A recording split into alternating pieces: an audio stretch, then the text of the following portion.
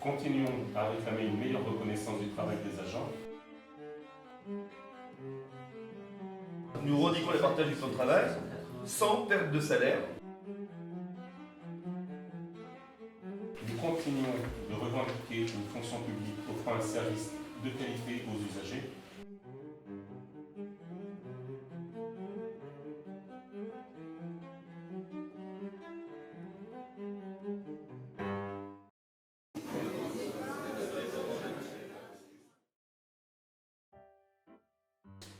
Je suis technicien forestier à la direction des territoires en Ariège et je m'occupe principalement de gérer des forêts sous contrat avec des propriétaires privés et à appliquer le droit forestier et le droit de l'environnement, donc des missions régaliennes.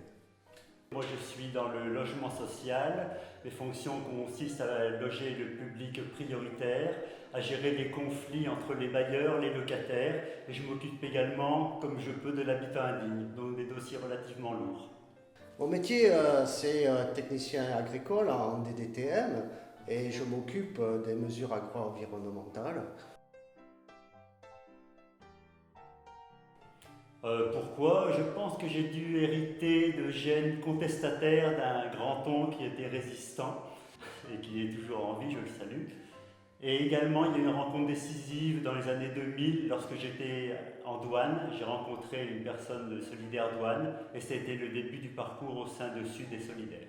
En fait, j'ai participé à la création de Sud Rural. J'étais précédemment délégué du Conseil national du Sigma CFDT et j'étais aussi secrétaire de l'Union départementale interprofessionnelle CFDT de l'Ariège.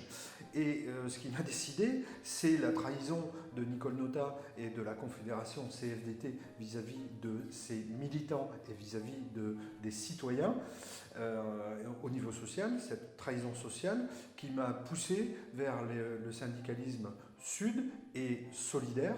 Parce que tout simplement, Sud nous a laissé carte blanche au niveau local. Sud est structuré de telle façon que ce n'est pas une pyramide, mais chaque section locale est indépendante et du fait de son indépendance peut répondre aux problèmes des agents directement sur place.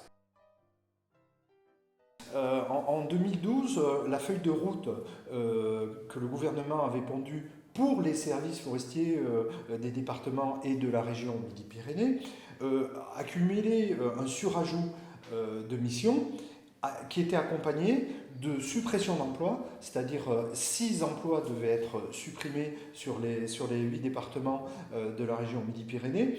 Et nous nous sommes coalisés en intersyndicale et en associant les non-syndiqués des départements de Midi-Pyrénées pour expliquer au directeur régional qui a transmis la copie au ministre de l'Agriculture que non seulement la feuille de route qui nous était proposée et pour lesquelles nous avons les obligations de l'appliquer n'était pas envisageable, mais qu'en plus, il y avait un impératif, c'était de créer 8 postes minimum en plus de ce que nous étions nous, pour pouvoir assurer le minimum de services publics tel qu'il est requis par le Code forestier, le Code de l'environnement et par l'exécutif, à savoir notre ministre.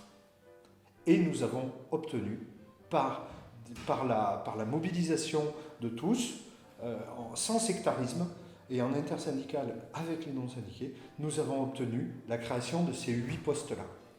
Au moment de la fusion entre les ex-DDA et le ministère de l'écologie, à ce moment-là, on a voulu nous faire déménager du jour au lendemain dans des locaux qui étaient éloignés de notre lieu de travail sur lequel on se trouvait.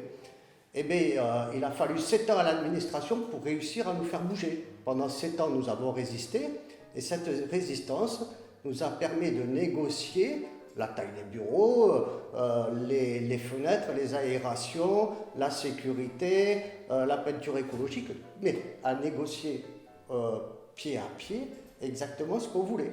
Et nous avons obtenu exactement, toutes nos revendications ont été à ce moment-là, ont abouti, quoi. J'aurais à cœur quand même de citer, au-delà des luttes collectives, une victoire individuelle. J'ai permis à 2 agents qui étaient au fond du trou, qui avaient plus aucune foi en rien, de leur retrouver leur dignité et de retrouver le chemin du travail. Ça restera pour moi un moment décisif. Ces agents sont devenus des amis.